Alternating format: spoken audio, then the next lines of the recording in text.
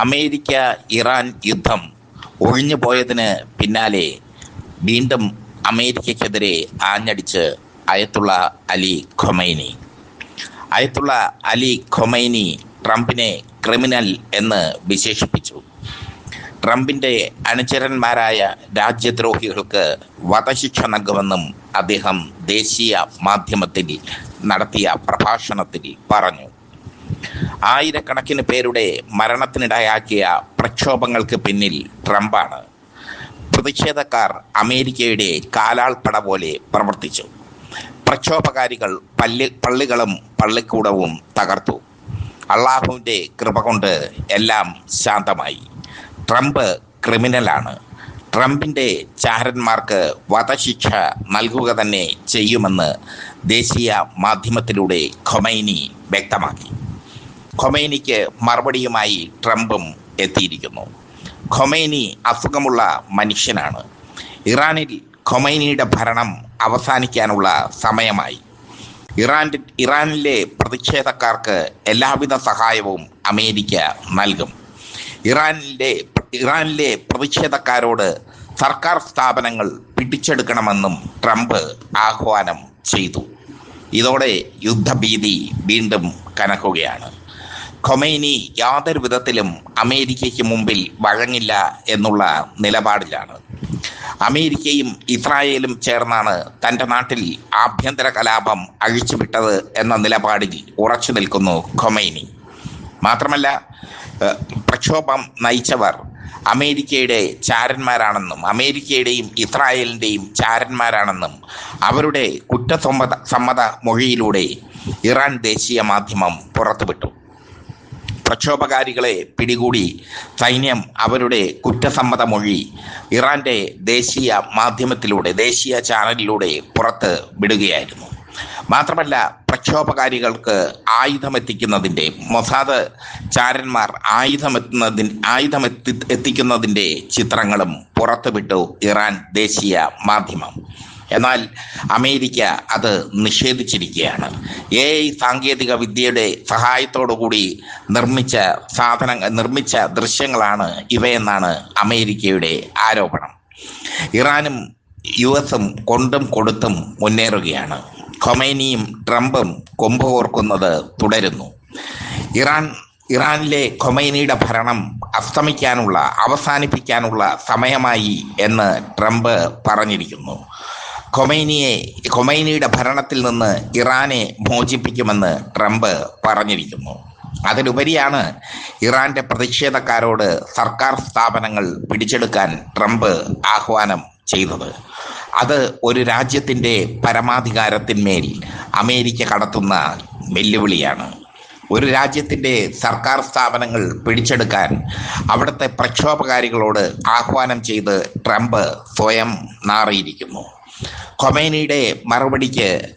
ഖൊമൈനിയുടെ ആരോപണങ്ങൾക്ക് കൃത്യമായ മറുപടിയല്ല ട്രംപ് നൽകിയത്. പ്രക്ഷോഭത്തിന് പിന്നിൽ തങ്ങളല്ലെന്ന് വരുത്തി തീർക്കാനുള്ള ശ്രമമാണ് ട്രംപ് നടത്തിയത്. എന്തായാലും കൊണ്ടും കൊടുത്തും ട്രംപും ഖൊമൈനിയും മുന്നേറുമ്പോൾ പശ്ചിമേഷ്യ വീണ്ടും യുദ്ധഭീതിയിൽ ആകുന്നു. ഇറാനെ ആക്രമിക്കാൻ അമേരിക്ക തയ്യാറെടുത്തിരുന്നു.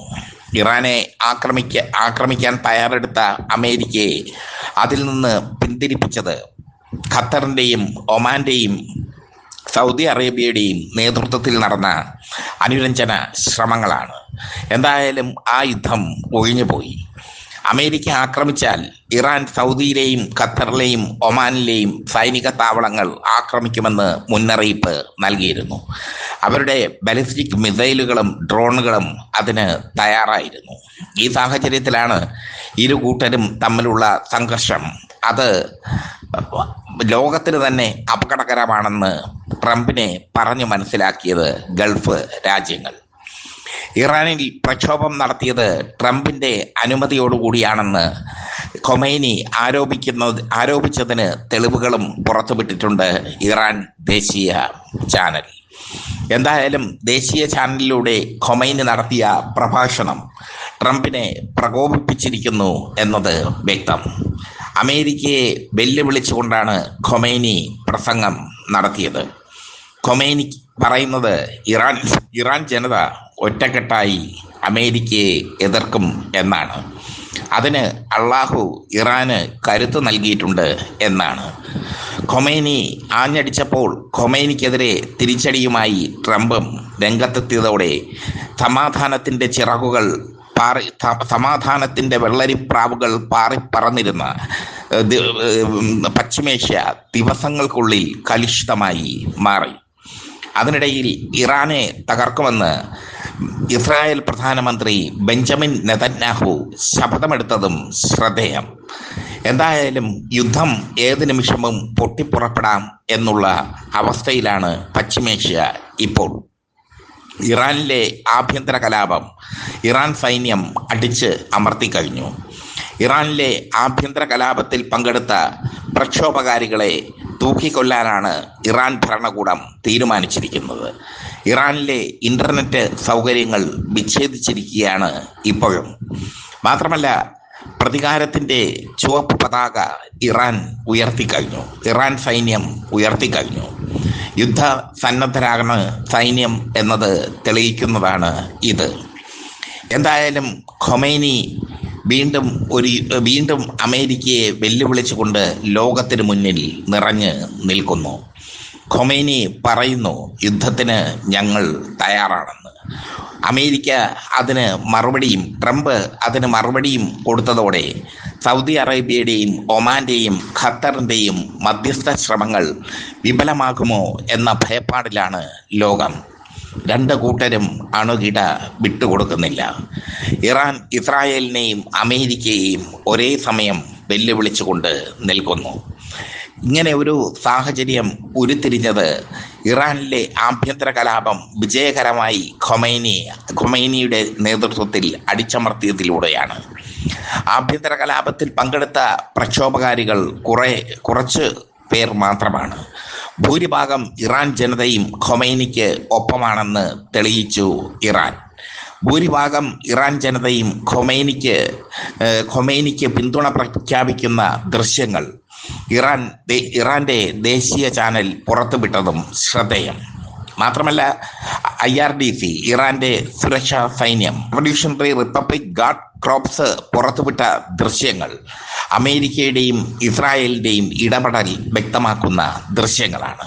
ഈ ദൃശ്യങ്ങൾ AI സംവിധാനത്തിൽ ഇറാൻ ഉണ്ടാക്കിയതാണെന്ന് പറഞ്ഞ് തടിതപ്പുകയാണ് ഇപ്പോൾ അമേരിക്ക ചെയ്യുന്നത്. ഇറാന്റെ ധൈര്യത്തെ സമ്മതിച്ചു കൊടുത്തേ മതിയാവൂ. ഒറ്റയ്ക്ക് നിന്നാണ് അവർ പൊരുതുന്നത്. അവർക്ക് അഭിമാനമുണ്ട്. ആ അഭിമാനം അമേരിക്കയുടെ കാൽക്കൽ കൊണ്ട് പണയം വയ്ക്കാൻ അവർക്ക് സാധിക്കില്ല. അതാണ് ഇറാൻ പരമോന്നത നേതാവ് ഖൊമൈനിയുടെ കരുത്ത്. താൻ വധിക്കപ്പെട്ടാലും തനിക്ക് പിന്നിൽ 1000 പേർ ഉണ്ടാകുമെന്ന് ഖൊമൈനിക്ക് അറിയാം. കാരണം ഇറാൻ ജനത ഖൊമൈനിയെ അത്രയേറെ സ്നേഹിക്കുന്നു, അത്രയേറെ ആരാധിക്കുന്നു.